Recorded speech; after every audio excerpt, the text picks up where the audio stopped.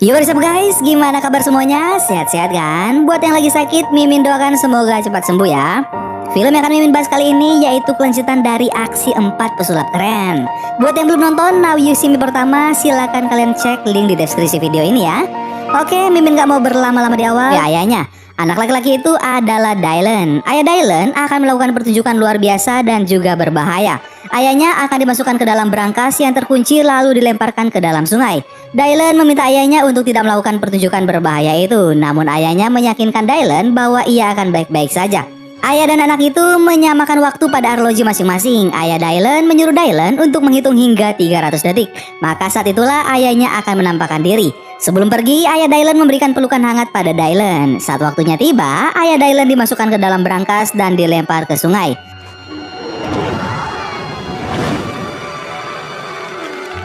Dylan mulai menghitung waktu, namun saat hitungan itu sudah mencapai 300 detik, ayahnya tak muncul juga.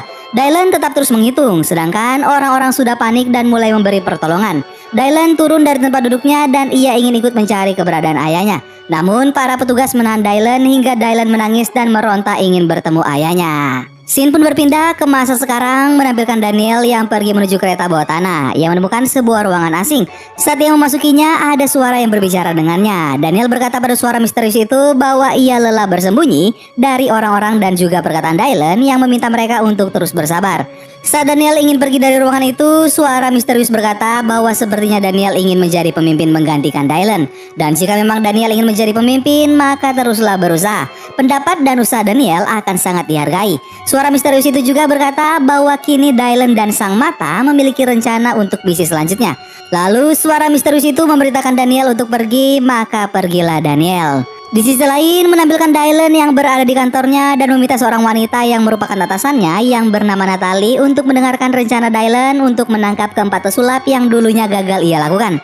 Dylan menjelaskan informasi yang ia dapat tentang para pesulap itu dengan sangat mendetail. Saat Dylan menjelaskan hal itu, salah satu rekan kerjanya tak percaya pada semua omong kosong Dylan. Sama halnya dengan Natalie. Natalie menganggap penjelasan Dylan sama sekali tak masuk akal lalu mengabaikan Dylan.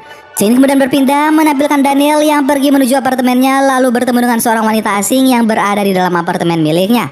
Kedatangan Daniel disambut oleh beberapa trik sulap konyol. Wanita itu bernama Lula. Awalnya Dylan berpikir bahwa Lula adalah seorang penggemar, namun Lula berkata bahwa ia sangat ingin menjadi bagian dari Sang Mata. Tak disangka ternyata Lula memiliki kemampuan sulap yang cukup mencengangkan. Lula dapat berpindah tempat tanpa sepengetahuan Daniel. Daniel pun mengikat kedua tangan Lula, namun Lula berhasil melepaskan tangannya dengan mudah. Lula berkata bahwa ia mengetahui tentang Jack yang sebenarnya tidak meninggal dan juga Henley yang meninggalkan kelompok mereka karena bosan. Lula mengusulkan dirinya untuk menggantikan Henley sebagai wanita satu-satunya di kelompok mereka. Daniel masih berusaha mengikat kedua tangan Lula. Saat ia rasa sudah cukup kuat, Daniel membelakangi Lula lalu berbalik dan mendapati tempat duduk Lula sudah kosong dan Lula menghilang. Di tempat lain menampilkan Jack dan Merritt yang sedang berlatih melempar kartu, namun tampaknya tak ada kemajuan dari hasil latihan mereka. Tak lama kemudian datanglah Daniel. Jack bertaruh dengan Merritt untuk menghipnotis Daniel. Mereka pun langsung menghampirinya dan mencoba menghipnotis Daniel. Namun Daniel sudah kebal pada trik-trik yang mereka lakukan. Daniel menceritakan tentang seorang wanita yang bernama Lula yang memasuki apartemennya pada Jack dan Merritt. Saat mereka sampai di depan pintu markas, mereka melihat Lula bersama dengan Dylan. Lula memperkenalkan dirinya sebagai anggota baru para penunggang kuda. Daniel, Jack, dan Merritt sedikit tak terima pada penambahan anggota baru yang dilakukan Dylan. Mereka terlibat dalam pertengkaran kecil membahas tentang Lula. Lalu Lula membujuk mereka menggunakan cerita sedih yang dialaminya semasa kecil. Hal itu pun membuat Daniel, Jack, dan Merritt menjadi luluh. Kini Dylan mulai melanjutkan pembahasan tentang rencana mereka. Dylan membahas tentang Okta yang akan meluncurkan ponsel generasi selanjutnya. Begitu ponsel ini digunakan oleh masyarakat, maka mereka akan menjual informasi penggunanya ke pasar gelap dan artinya Okta menjual privasi demi uang. Sang Mata memerintah mereka untuk membongkar semua kejahatan Okta dan misi mereka adalah membajak acara yang akan Okta laksanakan. Dan film Now You See Me 2 pun dimulai.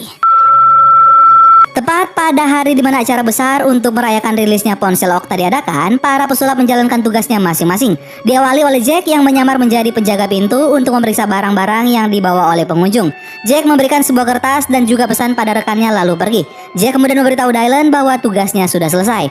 Tugas selanjutnya diberikan pada Daniel yang awalnya menyamar menjadi pembawa makanan dan berubah menjadi petugas inti. Daniel meminta tanda tangan pada Owen yang merupakan CEO Okta. Setelah itu, Daniel juga berubah menjadi petugas CCTV. Daniel berubah dengan sangat cepat, lalu bertemu dengan salah satu petugas CCTV yang asli. Daniel membuat petugas itu kesal hingga mereka terlibat dalam pertengkaran. Daniel menghubungi petugas keamanan, lalu petugas itu melihat catatan yang ada di pergelangan tangan petugas itu. Tercatat bahwa dirinya adalah pasien dari salah satu rumah sakit jiwa. Maka ia pun dibawa pergi oleh petugas keamanan. Petugas CCTV itu terus memberontak dan ia ingin menelepon atasannya. Lalu datanglah Jack. Jack memperbolehkan petugas itu untuk menelepon atasannya. Namun saat ia mengambil ponsel dari kantong celananya, ia malah mendapatkan pisang.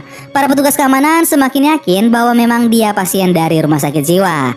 Di sisi lain, Owen Case sudah menampakkan dirinya di depan publik. Kini saatnya giliran Lula untuk melanjutkan aksinya. Lula menyamar menjadi seorang koki. Ia mengacaukan pekerjaan koki lainnya dengan merebut pisau pemotong hingga pisau itu melukai tangannya. Orang-orang terkejut, begitu pula dengan Owen. Ia juga terkejut. Di tengah keterkejutannya, datanglah Merit memberikan minuman pada Owen lalu menghipnotisnya. Merit juga meletakkan sesuatu di telinga Owen agar nantinya dia bisa mendengar perkataan Merit dan mengikutinya. Setelah itu, Merit pun pergi. Di sisi lain, Lula yang tangannya terluka sedang diobati oleh para pelayan. Lula memutuskan untuk berhenti menjadi koki lalu melemparkan tangan palsunya ke makanan yang sudah dihidangkan.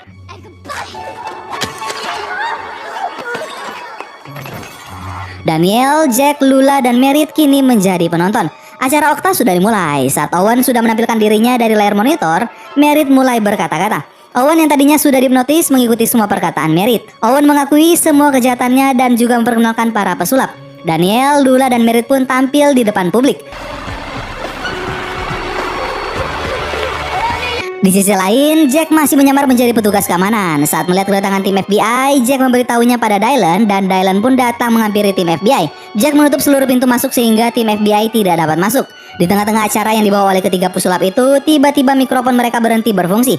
Monitor yang awalnya menampilkan wajah mereka kini berubah menjadi gambar abstrak lengkap dengan suara Anonymous. Suara itu mengungkap rahasia para pesulap, mulai dari kematian Jack yang sebenarnya adalah kebohongan dan juga salah satu anggota FBI yang merupakan orang yang memiliki pengaruh terbesar dari pertunjukan yang mereka lakukan. Dylan kemudian ditangkap, namun ia segera melakukan trik sulapnya hingga ia pun terbebas dan pergi. Sedangkan para pesulap lainnya diperintahkan oleh Dylan untuk pergi menuju rooftop dan masuk dalam sebuah pipa besar yang akan membawa mereka ke truk. Namun bukannya truk yang mereka temui, tapi ke suatu tempat di mana orang-orang bermata sipit berkumpul. Tepatnya di sebuah restoran yang menghidangkan bermacam makanan. Tentunya ini membuat keempat pesulap itu kebingungan dan mereka bertanya-tanya mengapa mereka bisa berada di tempat itu. Lalu seorang pria menjawab pertanyaan mereka. Ia berkata bahwa sulaplah yang membawa mereka ke tempat itu. Pria yang berbicara dengan mereka memiliki wajah yang sangat mirip dengan Merit. Merit memperkenalkan saudara kembarnya itu yang bernama Case. Case memberitahu mereka bahwa kini mereka berada di Macau. Case juga berkata bahwa mereka berempat adalah korban dan sasaran dari para pesulap lainnya. Keempat pesulap itu lalu dibawa pergi. Di sisi lain, menampilkan Dylan yang sedang berada di tempat anta beranta berusaha untuk menghubungi keempat pesulap untuk mengetahui keadaan mereka. Namun tak satupun dari keempat pesulap itu yang mengangkat teleponnya. Kemudian ada sebuah nomor tak dikenal yang menelponnya. Dylan mengira itu adalah telepon dari keempat pesulap, namun ternyata Tadeus lah yang menelponnya. Tadeus bertanya pada Dylan bagaimana rasanya kehilangan pekerjaan, identitas, dan orang terdekat. Tadeus berkata bahwa ia sudah melewati semua hal itu dan kini adalah giliran Dylan lah yang merasakan kehilangan. Tadeus juga mengatakan bahwa Dylan adalah orang bodoh. Dylan pun tersinggung dan ia beranggapan bahwa Tadeuslah orang di balik semua kejadian ini. Namun Tadeus membantahnya lalu matikan telepon itu. Dylan pun terdiam lalu segera pergi. Scene kemudian berpindah menampilkan keempat pesulap yang berada di dalam mobil milik Case. Case ternyata iri dan memiliki dendam pada saudara kembarnya Merit. Ia bekerja pada bosnya untuk menangkap mereka. Case juga berhasil mengumpulkan data-data mereka dan Merit juga berhasil ia hipnotis. Sesampainya mereka di suatu tempat, keempat pesulap itu bertemu dengan bos yang dikatakan Case. Bos itu bernama Walter. Walter menyambut kedatangan mereka dengan memperkenalkan dirinya. Keempat pesulap itu sudah mengetahui Walter sebelumnya. Walter memalsukan kematiannya sama seperti Jack dan Walter kemudian mengajak mereka untuk masuk ke ruangannya. Ia memberitahu mereka bagaimana caranya membawa mereka dari New York ke Macau. Para pesulap itu masuki pipa yang sudah disiapkan oleh Walter dan timnya. Dan di dalam pipa itu mereka dihipnotis sampai mereka semua tertidur. Selama mereka tertidur, saat itulah Walter membawa mereka ke Macau yang tentunya dengan menggunakan pesawat dan bukannya pipa. Tak lupa Walter juga menampilkan foto-foto keempat pesulap itu yang sedang tertidur dengan berbagai gaya. Walter kemudian memberikan pilihan pada keempat pesulap itu. Walter ingin para pesulap itu bekerja untuknya, yaitu mencuri sebuah chip yang dibawa oleh Owen. Chip itu adalah chip yang sangat berharga. Melalui chip itu mereka bisa meretas seluruh komputer yang ada di dunia dan mengambil data-data privasi. Walter ingin keempat pesulap mengambil chip itu sebelum orang lain mengambilnya. Sebenarnya chip berharga itu bisa saja dibeli oleh Walter, tapi Walter tak ingin uangnya diberikan pada orang-orang serakah itu. Lagi pula kini sudah ada 4 pesulap yang bersedia bekerja untuknya. Namun para pesulap itu membantah perkataan Walter dan mereka tidak ingin pergi menjadi kacung Walter. Walter pun memberikan keuntungan untuk mereka. Ia berkata bahwa jika mereka berhasil mendapatkan chip itu, ia akan memberikan kebebasan untuk mereka. Walter adalah penguasa di kota Macau, jadi mereka tak perlu lagi hidup dengan sembunyi-sembunyi. Mereka akan mendapatkan fasilitas mewah di kota Macau. Namun jika mereka menolak permintaan Walter, maka mereka akan dibunuh. Jack, Lula, dan Merit menolak ajakan Walter, tapi Daniel menerimanya. Daniel selaku ketua kelompok itu membuat anggotanya hanya bisa pasrah dan mengikuti keinginannya. Scene kemudian berpindah menampilkan Dylan yang pergi menemui Thaddeus di penjara. Dylan berusaha untuk mencari keterkaitan antara hilangnya keempat pesulap dengan Thaddeus. Namun Thaddeus berkata bahwa dirinya sama sekali tidak terlibat dalam hilangnya keempat pesulap dan Dylan kini sudah masuk ke dalam perangkap.